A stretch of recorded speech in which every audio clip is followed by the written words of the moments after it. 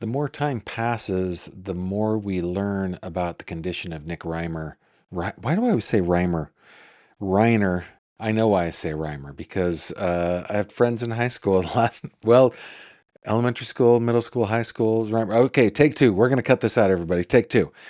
The more time passes, the more we learn about how dangerous the situation was with Nick Reiner, with the change of his medication, with all of the mental health crises that he'd been going through with the addictions. And I think it was just a perfect storm. And of course, it's very easy to say in hindsight because we have two people who are dead. We're going to talk about it. We're going to do our very best to temper our speculation with compassion, with humanity. So let's get into it.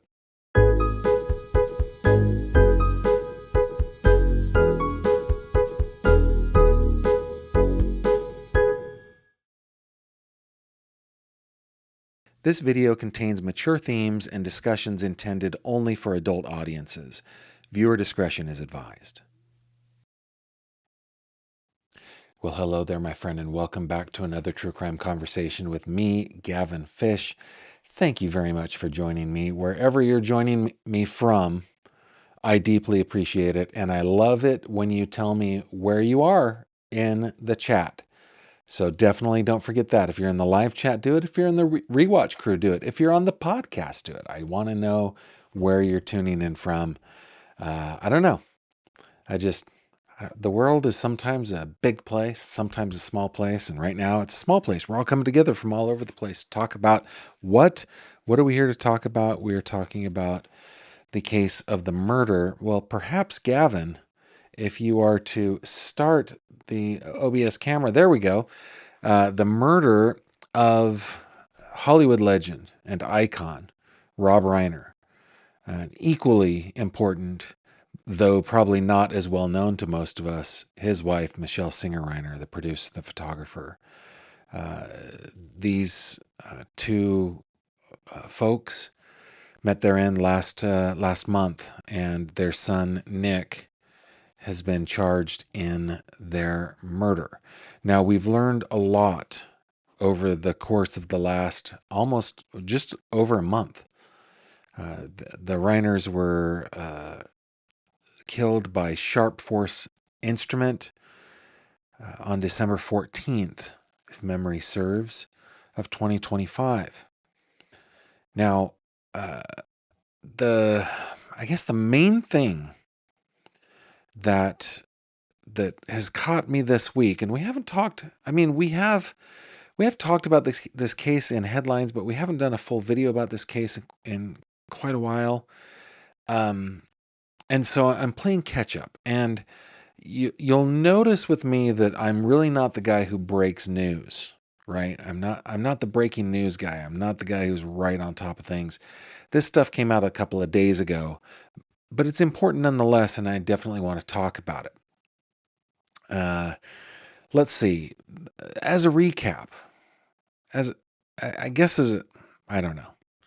I don't know if this we all know the case that we're talking about, but Nick, their son, had been suffering from substance addiction since he was a teenager. And the Reiners had tried all sorts of different things, including, checking him into outpatient facilities, checking him into swanky facilities, trying to reason with him, just trying to be good parents with him. And it sometimes worked, and then he would fall off the wagon, as many, in fact, I think it'd probably be easy to say most addicts do, because it's a hard thing to kick addiction, man. It's a very, very hard thing to kick addiction. But add into that he also suffered from other mental health crises. In fact, we learned this week that he was in a conservatorship starting in 2020 for his own well-being. So, yeah, this kid struggled. Well, he's a young man. I shouldn't be calling him a kid. I'm not doing that to diminuify, what you guys know what I mean, the person. But from the time he was a kid, the Reiners tried and tried and tried and tried. And I'm sure many of you who are watching right now can empathize with the struggle that the Reiners had raising this young man. I can't even imagine. I remember in our 3 questions segment yesterday, you guys asked me if I had ever had to do tough love with my adult children, and I never have. And I think that is probably, well, it's a blessing. I'm probably in the minority, right? And knock on wood, it doesn't happen. It might have to happen eventually. But the Reiners had tried all sorts of stuff here. Now, I want to show you guys a video that came out a couple days ago. It's from TMZ. Now, before you go, Gavin, it's TMZ. Yeah, I know. It's kind of a gossip. Oh, I know it's totally a gossip publication. I get it. It's a celebrity and a gossip publication. But when they're right, they're right. And I think they got something right. And I definitely want to talk about it with you. Before we do, let's just check in on the comments just to see where you guys are tuning in from. We have got, let's see if we can get the system to work here. There we go. St. Augustine, Florida is with us. Ohio, Virginia. Pauline likes my shirt. I like this shirt too. Now, like all of my clothing right now is way too big for me. When I first started wearing this shirt on the channel, it was tight. In fact, it's made from a stretchy material. It was tight and stretchy. These days, it's pretty loose, but thank you very much. I like it. North Carolina is here, coming in from Wales, carrots and other veggies. Austin, Texas, thank you so much. New Hampshire, South Lake Tahoe, kind of the area from where I was reared. Las Vegas, Nevada, Northern Nevada, Central Indiana, Fort Wayne, Indiana, Ontario, foothills of North Carolina, Oregon, Florida, and you're freezing. Yeah, you're not going to get too many tears shed on your behalf from me. Central Texas, Southern New Mexico, New Bedford, Mass, Hot Springs, Arkansas, Calabasas. ¿Qué pasa, Calabaza? ¿Qué más? ¿Qué tenemos? Just want to make sure that I've got everybody. San Jose is in the house. Virginia, San Jose, Pittsburgh, Roselle, Illinois, Vancouver. Yeah, thanks, guys. A couple of early comments I saw as I was going through here. Susie Savage says, Gavin, I absolutely adore how you speak on cases, so full of warmth and understanding, which is so often lacking in the true crime space. Thank you. I appreciate the compliment. I try on this channel to learn something every time we look into a case or look into a facet of a case, because many of these are multifaceted. They're like cushion cut diamonds, man. So yeah, I try to learn something every single time, and I don't necessarily try to teach anything because I don't know that I'm qualified for that, but I definitely try to learn from these cases. Mommy of 394 says, he's been troubled for so long. Such a sad case. Sometimes you can do everything and you can still fail. That's true. That's true. Miss Chivos Dragon says, I think Nick jumped off the wagon because he thought that's where his true self was. My take from Dopey Podcast. Yeah, I want to say this with compassion, but also holding accountable person who should be held accountable. Kicking addiction is a very difficult thing. Very, very difficult. And sometimes, now I know in Nick Reiner's case, it was kind of a rebellion thing. He's talked about it on different podcasts, and yeah, he's said that it was kind of a rebellion thing.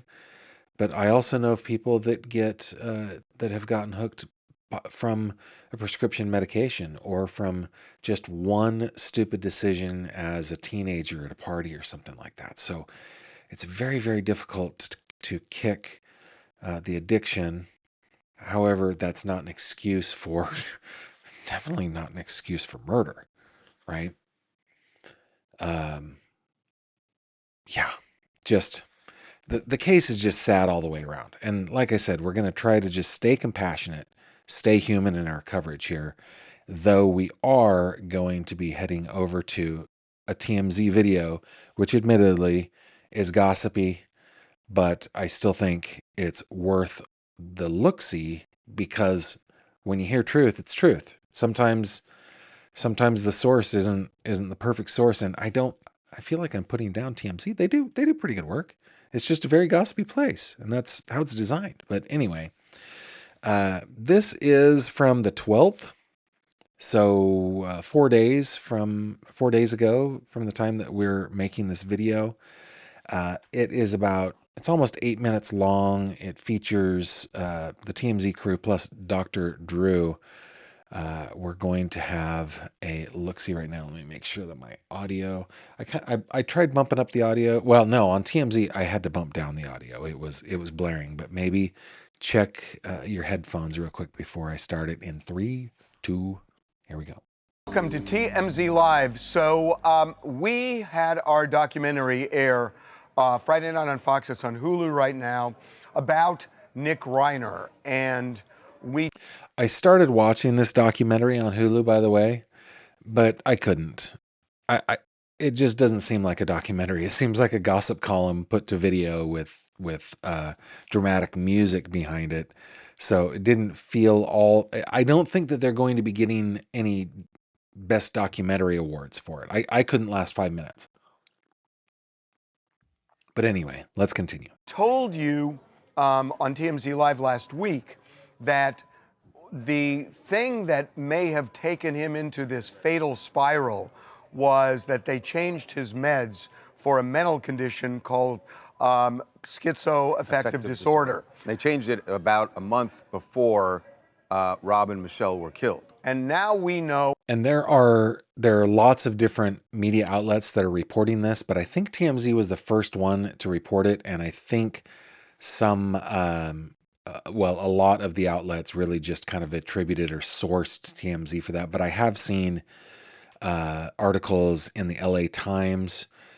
Let's see.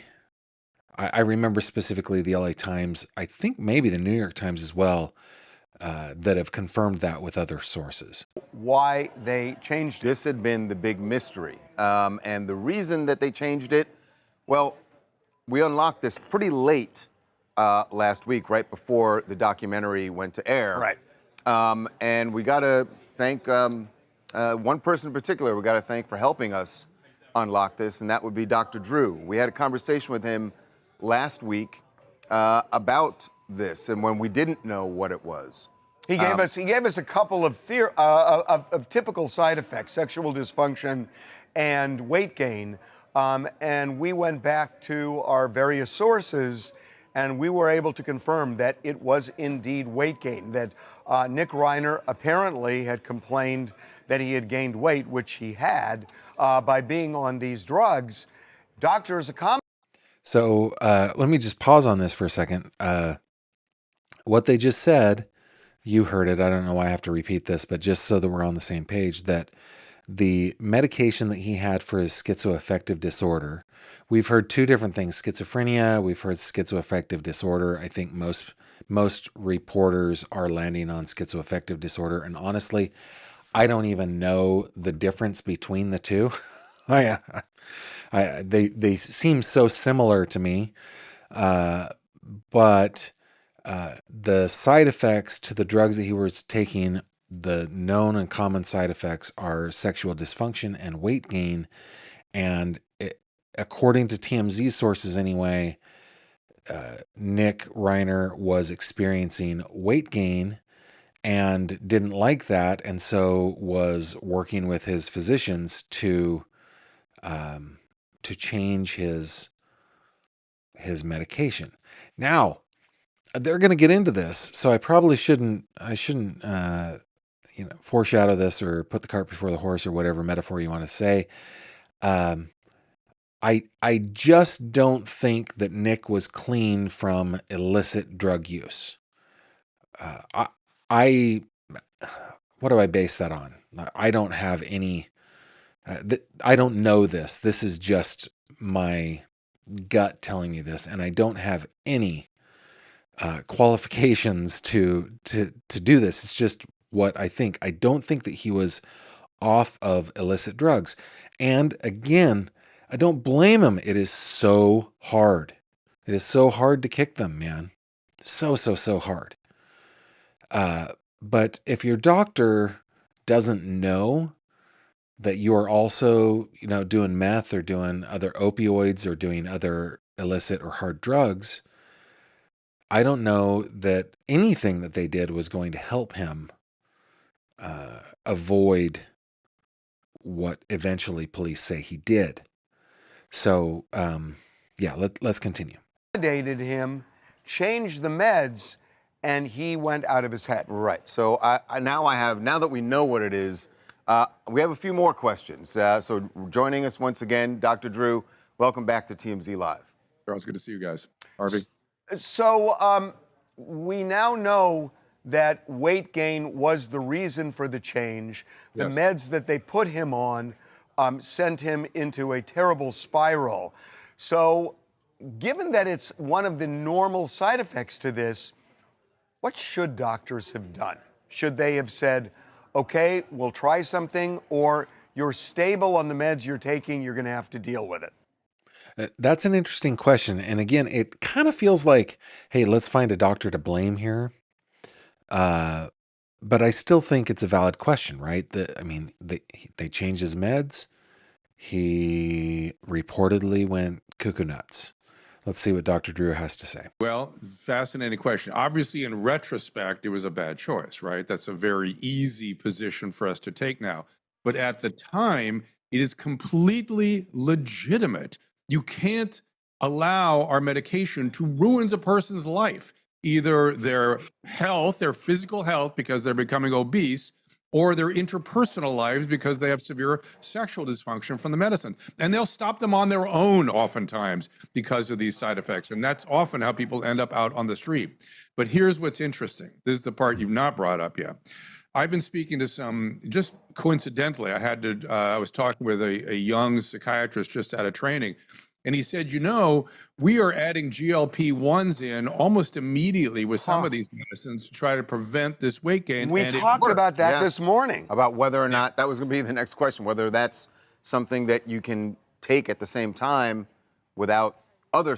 Yeah, I wonder if the weight gain is simply that it creates an appetite, that these medications create an appetite. Because GLP-1s, as I understand, are designed to suppress appetite.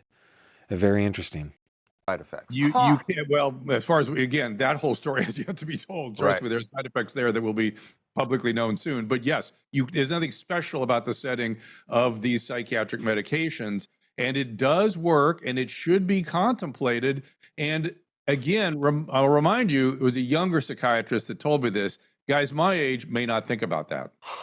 That is fascinating, because we talked about that this morning. Right, about that, and we whether thought that was it an might get option. in the way of the efficacy of the cocktail.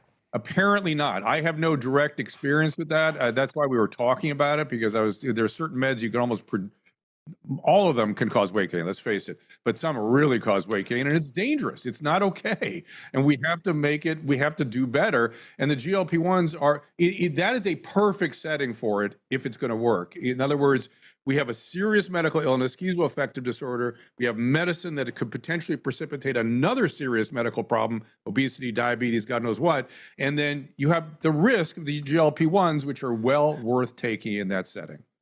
Yeah, so very interesting. The Dr. Drew's position, as I understand it, is that no, the doctor's changing his medication because of weight gain is a valid reason to make that change. I wonder the balancing act that doctors must feel on that, though. And I don't think that the doctors knew, and I don't know. I just strongly suspect that Nick was continuing his illicit drug habit. That's my suspicion. So I think, Dr. Drew, when a lot of people heard this revelation that we found out that it was about weight gain, behind the changing of the medications. I think for the average person, they think, well, that's a vain choice. Like if you have to weigh the two things that are more important, the weight gain or being stable mentally, that why don't the doctors say, we understand you're uncomfortable with the weight gain and we'll address that, but right now we need to get the mental health side of this Yeah. under control. Well, And I would, yeah, Charles, your point is well taken. And I would just say, historically, that's what we did. We would just say, you suck it up, which is really wrong. It's just Yeah. not right. And we can do better and we should do better. And what we end up doing, usually it's the combo of sexual dysfunction and weight gain that really patients go, no, you have to change this. And we're sympathetic. We don't want to make them miserable. And usually there are ways to navigate that. Usually you can find something. It's really, again, the kind of violence that was on display here, to me, still reads methamphetamine. I keep saying that over and over again. It's not enough to have decompensated schizoaffective, the level of the violence. And when he was This part is really important. Listen to this. picked up, it's worth trying to understand, what part of town was he in? What was he doing there? Yeah. Was he near MacArthur Park? It was it was a down. drug den. It was a Right. it was a Well, drug den. Guess what? That didn't start that night. that didn't start. Right. That's probably he needed more and he went to get more. Probably. I don't have any direct knowledge of this, but it's methamphetamine is the drug of violence. Bang, right there. Okay, now this seems intuitively true, but I hadn't actually heard that before. Methamphetamine is the drug of violence. So I did a little bit of research. We're going to get into, and it's not going to be deep research, guys. Okay, it's not like I'm an addiction specialist, nor a researcher. But but we will get into just a little bit about this whole idea that does methamphetamine cause a person to be more violent? And Dr. Drew here is like, look at where he was picked up, and the violent nature of the murder screams methamphetamine to an MD that specializes in addiction. So we're going to get into that here in just a bit. And if you have schizoaffective on top of that, the violence can be extreme. Well, and he had used meth in the past. So a lot of people are commenting and He had said publicly that he had used methamphetamine. wondering when he starts spiraling, why didn't doctors put him back on the meds that kept him stable? We need more information to understand what happened there. We don't know, right? It could be a million reasons. He could have refused to see the doctors. He could have refused to follow the doctor's direction. He could have been out on drugs and the doctors were saying, hey, you got to go in. We got to deal with this first. There's literally 100 things I can think of that could have been going on there. So that story will have to be told. I don't even want to speculate. There's so many possibilities. But is it common or something that happens sometimes that where patients, if the patient isn't forward because they're not under 24-hour care, they're not being watched all the time, if the patient doesn't share how they're feeling or these changes, sometimes I would imagine it's hard for doctors to know. Well, especially when you want to keep doing drugs. If you're a drug addict, our job is to see through all the lies and obfuscation and try to figure it out. But yeah, and again, I brought this up last time we had this conversation. The state of California does not give us many options. It really doesn't. We are patients are at their liberty to get sick, and we privilege psychiatric illness that if a dementing illness caused the exact same symptoms, we're obliged to treat, but the symptoms from a psychiatric illness, same symptoms, disorganization, delusions, out on the street without your clothes on, whatever it is, well, that you can't touch. That's interesting. I want to know more about that, specific to the state of California. Like, what does he mean like that? What does he mean about that? I'd like to know more. You can't touch. It's interesting too, because we're told he is still just spiraling in jail. And we're told pretty clearly not competent even to stand trial. Drew, we always love having you on. Thank you so much. Okay. Thank you. So that is the video that I want to show you guys. Let me see what your comments are before we move on to the research that I did. Let's see. Got lots of comments tonight. Let's see. Joy says, Hickory, North Carolina here. I shared on the fish tank page a missing child from our immediate area. Please check it out and share. I will take a look-see. Thank you very much. Any of my mods or other members of the fish tank, please take a look at that as well. What she is talking about, guys, is over on Facebook. Let me bring this up right here. If you go to my website, gavinfish.com, there's always a link in the description down below. And you click on the little fishy icon up at the top, that will take you to the fish tank where we hang out on Facebook. And you're always cordially invited to join us. About 6,000 of us now.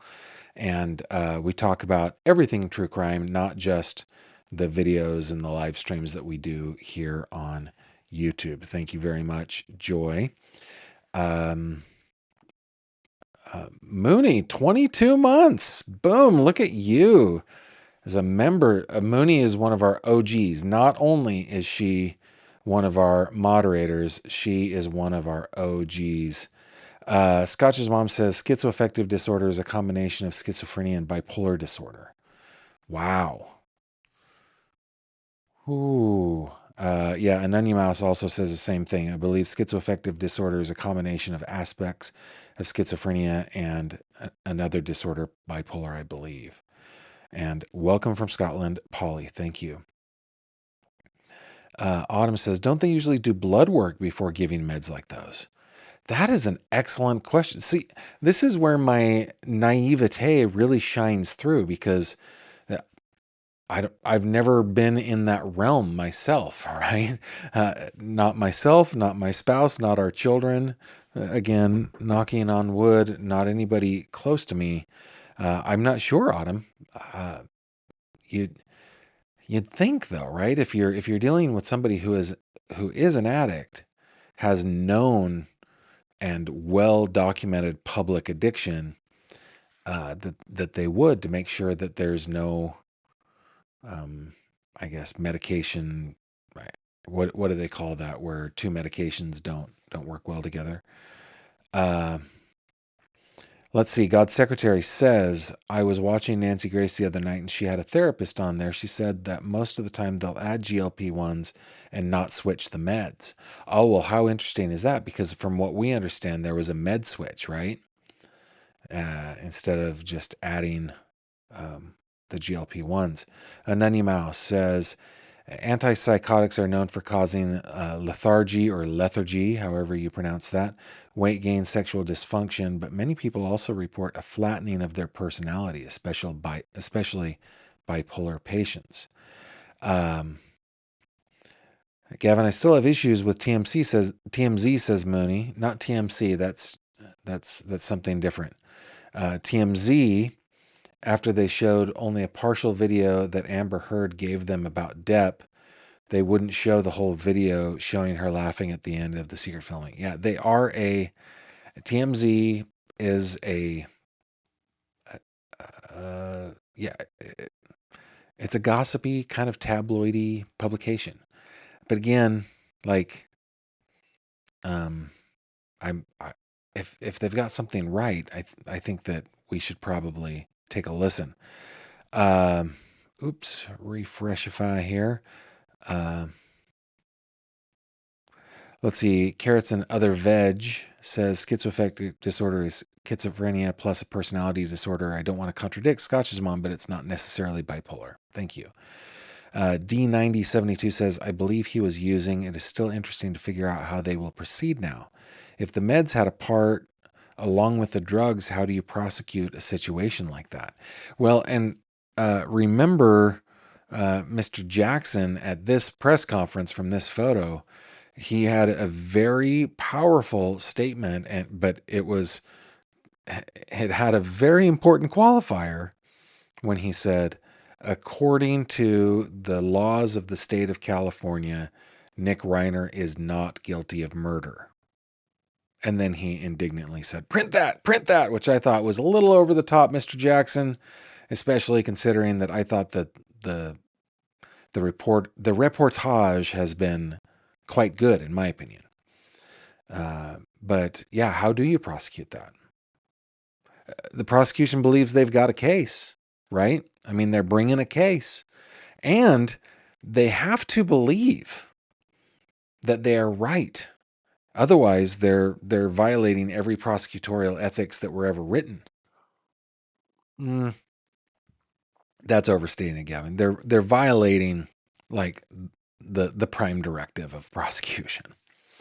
Pearl Snap says, Gavin, I wish there was more focus on healing mental health, aiding people with mental health concerns. As a society, I believe the research and goes in the wrong direction.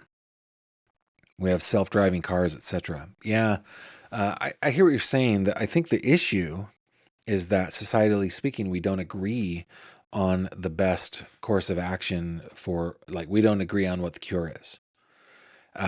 Now, I'm a person who kind of fled California, right? I was raised in California, and my wife was born and raised there. We had all of our children there, and I don't want to wax political because politics was just a small part of why we left, but it was part of why we left. The city just the little town that I grew up in, gave so much deference to people being able to live on the street, uh, live live in a very unhealthy manner for themselves and for other people around them. And I just didn't like having to step around the human waste, and I didn't like to have to shield my children from that stuff. I wanted to go to a place that had a better grasp on things. But the situation in California that I just described came from a place of really good intention. That's the thing. Came from a place of good intention, but I think it's just, not only is it bad for the state, for the citizenry, but it's bad for the people who are living on the street like that. In fact, I wouldn't call him a friend. I would call him a co-student that I went to high school with. I didn't particularly like the guy. I love his parents. I love his sister, but I didn't like that guy. Um, you know, he's a friend. A friend. I don't know what to call him. But he died on the street in my hometown. He OD'd, and not long before he did that, I was visiting my folks back in California and ran into him and had like a conversation with the guy that was maybe the most beautiful and honest conversation I'd ever had with him since I met him when we were maybe 10 years old. So, like, he would likely still be alive had he gotten the help that he needed, and it would have had to have been tough love, right? So that's the thing, is that we don't all agree. And there might be people that are watching me right now that are going, Gavin is just out of his mind if he believes it that way. And that's my point. We don't agree, right? We don't agree on what the cure is for this social disease that we have. And I currently live in a place where the opioid epidemic of the early 90s came through like freaking Noah's flood. And a few years later, the main industry packed up and went to Texas, and just destroyed people's ability to earn a living and have jobs. And so I live in a place where there's just so much crime because of everything that an addict must do in order to feed their addiction. So, I mean, I see these things and I'm not naive to them, but how do we fix the problem? We all see it from so many different sides. It's tough. It's tough, man. Let's see. Analytical One says, Gavin, meth caused my nephew to hallucinate, and those hallucinations caused him to act out violently, fought through pain of being tased. We're going to talk about this just a little bit more. Thank you very much. Let's see. Marianne Leary loves my soothing voice. Well, thank you very much. And welcome from New Jersey. Alan Jackson is rather over the top, though he is an effective lawyer. I agree with you there. Ananya Mouse, blood tests are frequently for liver or medical issues. They may track medication level to make sure an effectual level is obtained. They can also test for illegal drugs, but they don't test often. Thank you. Carrots and other veg. In my opinion, the pharma industry really needs to work on improving meds for schizophrenia psychosis. The current meds slow people right down. Ohio Palm Mom says a lot of the problem started when the government defunded mental health hospitals but didn't fund community clinics. Yeah, I mean, there are just issues all over the place. Now, and thank you for those comments, guys. I love the thoughtful commentary that we have in the live chat and in the comments after the show, after the show is in the can, so to speak. You guys bring insights that I just typically don't have myself. So thank you for that. You guys are awesome. Okay, I want to bring up just, and again, there might be heavy eye rolling here because this is not deep research.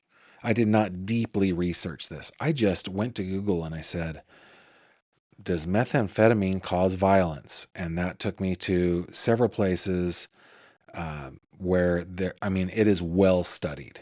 It is well studied. Starting, the earliest study I found was in the 90s, but I'm sure there are earlier ones. Bring you over here. I'll just show you a couple. Methamphetamine abuse, violence, and appropriate treatment. What is ojp.gov? Give me a second. This would be ojp.gov is the Office of Justice Programs, the United States government. And I found a journal, Valparaiso University Law Review, Volume 31, Issue 2 from spring 1997. And it says this paper shows that methamphetamine, which is predominantly used by Caucasians, is a prototypical drug that causes violent behavior. It says further, chronic abuse can lead to a dose-related stimulant psychosis characterized by intense paranoia with ideas of reference and out-of-control rage coupled with extremely violent behavior. MA dependence is a serious problem in the United States that has historically occurred in waves that resemble patterns seen in epidemics of infectious disease. In addition to the role of amphetamines in violence, alcohol sharply diminishes impulse control, and stimulants can produce paranoia and lead to preemptive violence, like not even reacting to anything, but preempting anything. It's very interesting to me, anyway, that finding in the study. Here's one from the National Institutes of Health. I believe this is from 2014. Yeah, 2014. Titled, Does Methamphetamine Use Increase Violent Behavior? Evidence from a Prospective Longitudinal Study. And then I just highlighted the findings, the conclusions. There was a dose-related increase in violent behavior when an individual was using methamphetamine compared to when they were not, after adjusting for other substance use and socio-demographics. The odds of violent behavior were further increased by psychotic symptoms, which accounted for 22 to 30% of violent behavior related to methamphetamine use. Heavy alcohol consumption also increased the risk of violent behavior and accounted for 12 to 18% of the violence risk related to methamphetamine use. There is a dose-related increase in violent behavior during periods of methamphetamine use that is largely independent of the violence risk associated with psychotic symptoms. So if he was in some form of psychosis, the methamphetamine use and the violence that comes from that, it is largely independent of the other psychotic symptoms. So, and then the third one that I found from the National Institutes of Health, I think this one was 2010. Comparative rates of violent crime among regular methamphetamine and opioid users, offending and victimization. The findings say 82% reported a lifetime history of committing violent crime, 41% in the last 12 months. There were no group differences in lifetime violence, but the meth group were significantly more likely than the heroin group. They had two groups here, to have committed violence in the past 12 months. The odds ratio was 1.94 to 1. The conclusions: regular methamphetamine use appears to be associated with an increased risk of violent offending, but not victimization compared to heroin use. And you know, my fear in this, so I think that Dr. Drew is right when he said methamphetamine is the violence drug, right? We want to temper our speculation with compassion and humanity. These are two people who are no longer with us. They are mort, and in just such a tragic and violent way. So I want to temper myself a little bit with compassion, with humanity. One of the things that I'm concerned about is that Mr. Nick Reiner is now in jail, and he's awaiting he's awaiting the process, right? Now, during that process, he likely will have had some sort of intake and intake observation, some kind of mental health check, hopefully by professionals within the jail. I deeply hope so. But a jail is not a place where people get good mental health care. It just isn't. And I was about to say, well, at least he would be off meth if he were on that, but it's in a jail. Maybe not. That stuff makes it in there all the time. So it's just, I feel like it's a bad place for him to be. And I don't know, in order to get justice in this case. And what does justice look like? What if he was in a, let's call it a psychosis that was electrically charged, violently charged with methamphetamine use, let's say. Again, I'm speculating here. I don't know this. What does justice look like? The prosecution is looking for put him in prison for the rest of his life. And is that justice? I mean, 2 people died. Is it justice? Or is he not guilty by reason of legal insanity? And could he spend the rest of his life out of society still, but in a place where in a place where he can get proper care?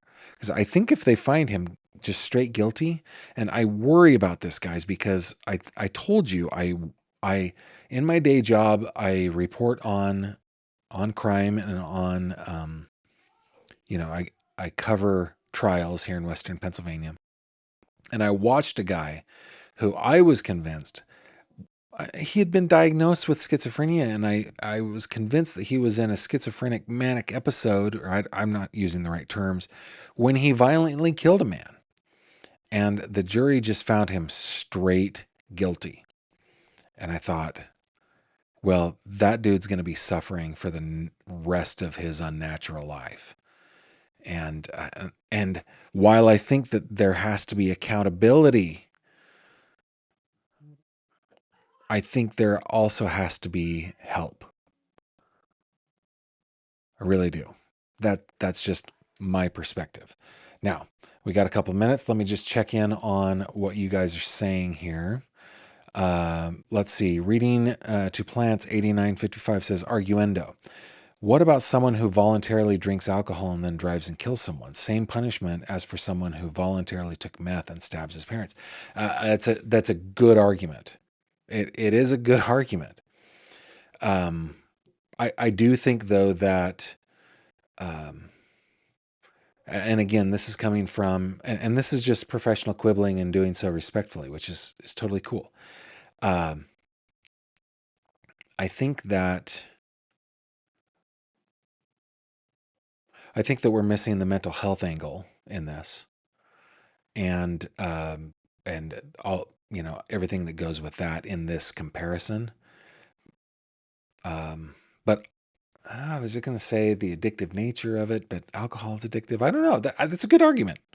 It's just missing the mental health component of it. But like, I see your point, and I think it's a great point. Pretty Red 60 goes, Gavin, it gives me chills thinking about how horrific Rob and his wife died. He deserves prison if for no other reason he killed people paying for a treatment that wasn't interested in rehabbing. I respectfully quibble with it just a little bit, Pretty Red. If I can just quibble with it, I think that you are missing the mental illness side of it as well. I mean, maybe you're not. Maybe you have considered that and are still like, no, he should go to prison for the rest of his life. But I do think that in our prison system, there should be some kind of rehabilitation component to it. I really do. Grace Mayato says, I believe they take blood and do a heart test of some sort. My child had it done. Okay. I saw one that didn't have a GF on it. But I can't. Oh, he's in the mental health wing of the LA County Jail. So hopefully, if I take your word for it that he is, and you're right, that has been reported. And I want to bring up victims a little more often here. I don't want to be talking just about Nick, but I still, as a person, like, I've never been incarcerated. I've never been imprisoned, but I've seen the insides of prisons, and I've talked to prisoners. Even the mental health wing, man, it's just not a place to get the help that you need. It's too slow. Maybe LA does a much better job than the jails and prisons out here in Pennsylvania. And if they do, I hope so. D9072 says, Gavin, society needs to come together and compromise regarding mental health. It is real and there are real solutions. We have to get past the stigma and the shame. And I agree. And I think that we slowly are. For example, I think when I was a younger man, it was almost like you would never admit out loud that you're going to see a counselor or you're going to see a therapist. You would never do that. And now it is a thing where not only is it normalized, but it almost feels like, well, good for you. And man, maybe I want to try that. Every person I've ever talked to in my personal life that have shared with me what their experience in therapy has been, has made me feel like, man, good on you. That is really great for doing that. That's one of the things about the Ellen Greenberg case, that, like, let's find you some help. I thought that was wise. And I was glad that Ellen was doing that. And it's one of the reasons why I don't believe she did to herself what they say she did. So I think we are making progress. I think progress is slow, but I think we are moving in the right direction. But guys, you know what we need to do right now? Let me push all the right buttons. Let's get into 3 questions. It's 3 questions with Gavin Fish. Pow! Okay, guys, 3 questions. In this segment, I do solemnly swear upon my honor that I will do my very best to answer questions that you send in to me at the email address on the screen, 3questions@gavinfish.com.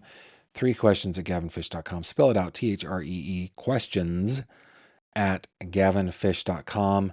You can send in 1, you can send in 1,000. You can send them all together, you can send them one at a time. What I will do is I will answer 3 every time we are together. And so let's get into it. What are our 3 questions of the day? Question number 1. What is the significance of the cork board with assorted pictures on it on the wall behind you? Yes, this is an homage to the television portrayal of a quote-unquote murder board, but it contains pieces of information and photos of many of the cases that are deeply important to me.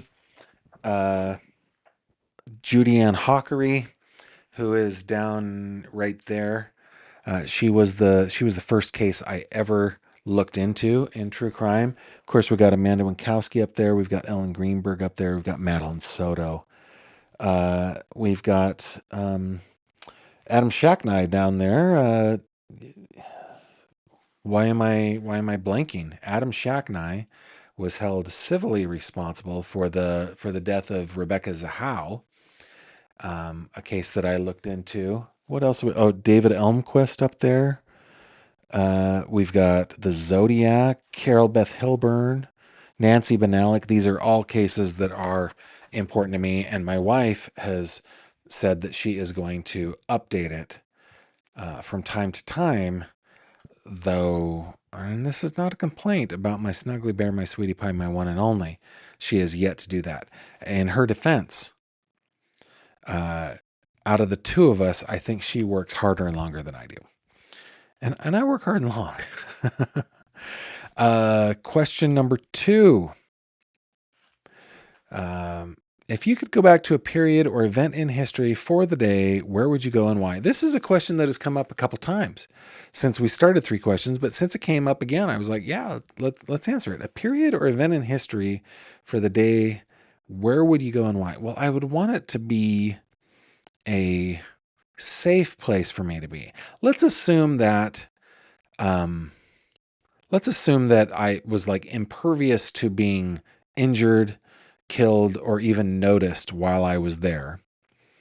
I can think of a couple things. My grandfather landed on Omaha Beach on D-Day, and I don't want, like, I can't remember how many people landed that day. He was not like among the first wave who fought, from the water to the wall, because his job in World War II is he was a driver of tank destroyers. So he had a tank destroyer that he was part of that crew.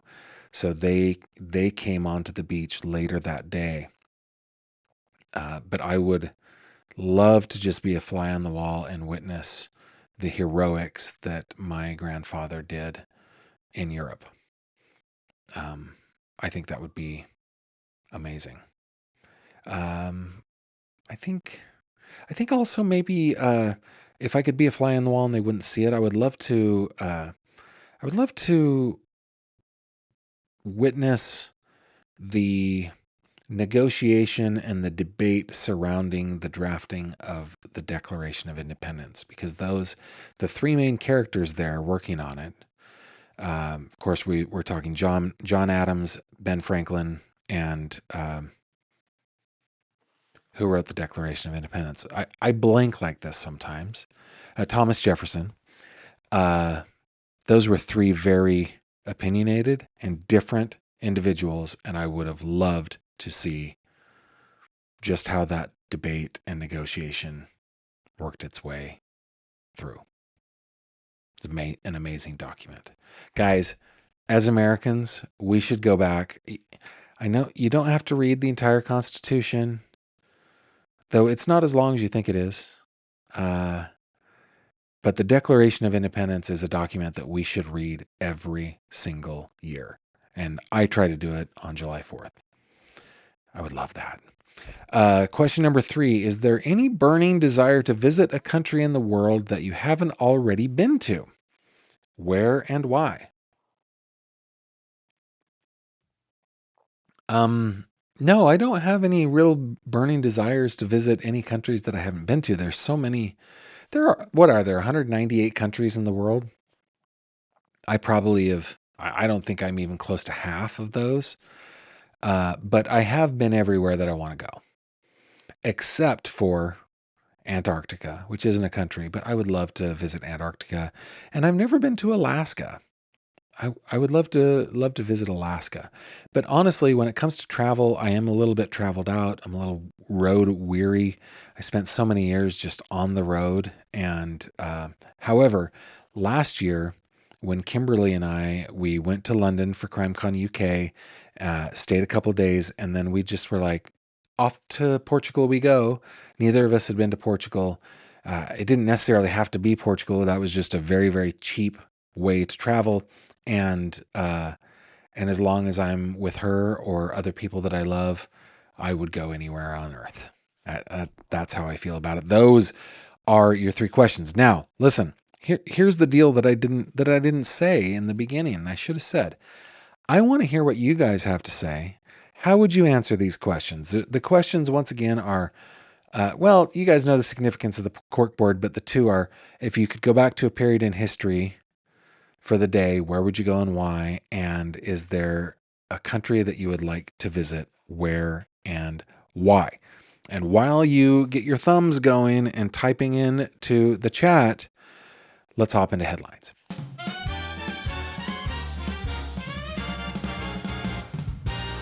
True crime headlines. Pow! Okay, I've got 3 headlines for you that I want to just briefly go over. Headline number 1, this came from a couple days ago. J.P. Miller granted a continuance in his federal case. You guys remember the case of Micah Frances Miller, whose death was ruled that she had done it to herself, though we learned as it was just so sketchy how Pastor Miller broke the news to his church that we all got very, very suspicious and started really looking at the good pastor. And it turns out that he wasn't so good after all, and the federal government agrees with us. Here we go. Florence County, South Carolina. Court records show that John Paul Miller, Myrtle Beach pastor, has been granted a continuance in his case of federal charges filed against him. A judge arraigned the 46-year-old earlier this week at the federal courthouse in Florence. Prosecutors said Miller admitted to hiring a private investigator to protect Micah from buying firearms, but actually hired the investigator to cyberstalk his late wife over alleged adultery. The indictment also said he lied about damaging Micah Miller's tires on her car. The indictment comes 2 years after Micah's death at the Lumber River State Park in Robeson County. So he is out on a $100,000 bond. The disgraced pastor. Okay, headline number 2. This from yesterday. Court documents shed light on relationship of mother-stepfather of missing Nova Scotia children. You guys remember the case of Jack and Lily Sullivan, the 2 little kiddos that disappeared out of a rural and rather unkempt house in Nova Scotia. This is one that has broken so many hearts, and we all had questions about. I mean, it was kind of weird, right? That Malia just kind of disappeared, and the stepfather was like, "Oh, I'm the only one looking here." But anyway, so let's hear what they have to say from the CBC.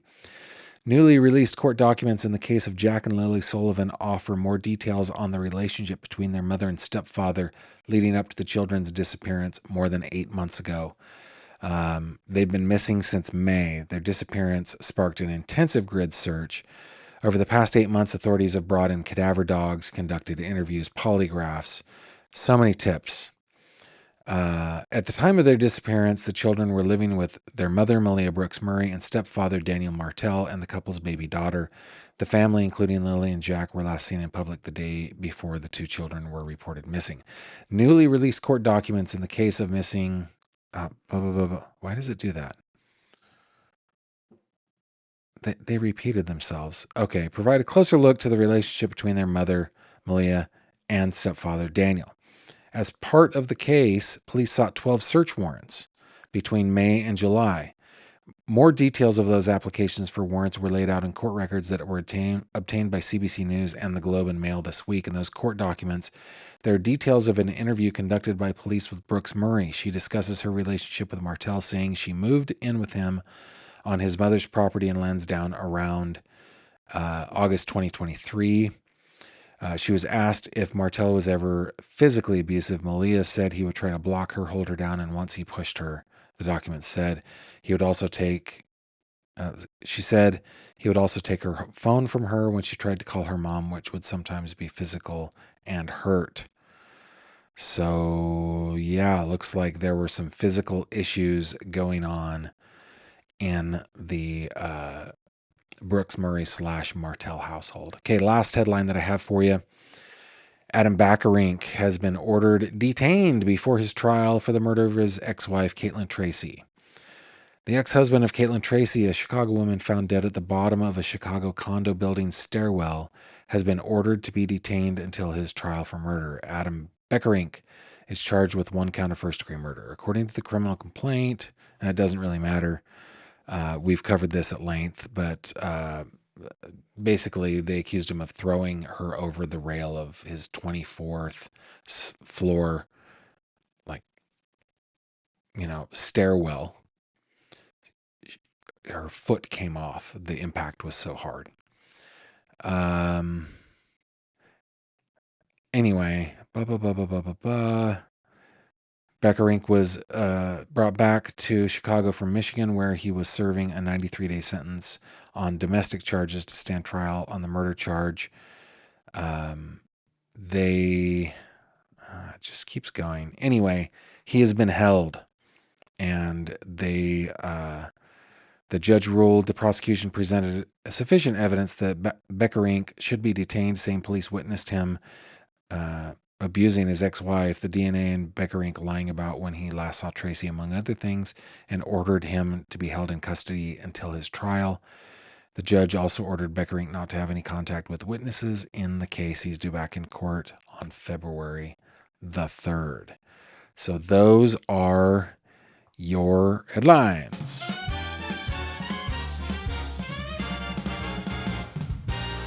True crime headlines. Okay, let's finish the show strong with some of your comments here real quick. Let's see. Carrots and Other Veg says, Professor Brian Cox said forward time travel is a proven reality given Einstein's theory of relativity. So maybe we can go forward. Gavin, you could do ASMR, quite honestly. I've thought about it, but I just don't want another job. Speaking of CrimeCon, asked Susie Savage, do you know if you will for sure be in Vegas? I do not. I have applied to be there, but I have so far heard crickets. I would like very much to be there. Carrots and Other Veg, one of the pleasures of living in Europe, you can go to other countries in an hour or two. Indeed. Jenna or Genoclack, I don't know. I'm sorry. You could ask, who would be in your corkboard? Yes, indeed. Who would be in your corkboard? Let's see, a couple other things. Emmy, you guys got to put GF, man. There's another country or island. Will be at Aruba, going to Aruba. Very cool. Jack and Lily Hart, yes. I hope I get a chance to go to Alaska too. Thank you very much. He's already doing ASMR. He just doesn't know it. That's funny. G Smile Sarah, I'd go to Australia, New Zealand. I lived in Alaska for a year. It was a remote island in the Aleutians. It was glorious. Oh, I bet it was. Susie says, I'll be in Vegas with Cher. Hopefully I'll get to meet you this year. I hope so too. Oh yeah, Susie, you're with Sherilyn Dale. I forgot that connection. Sherilyn's my buddy. I love her. All right. Polly's saying it's midnight where I am, and Gavin's about to lull me off to sleep. So I will let you go. Thank you guys so much for spending your week with me. We will be back on Monday. Same time, same channel. Remember, you can always reach me over at the old website, gavinfish.com.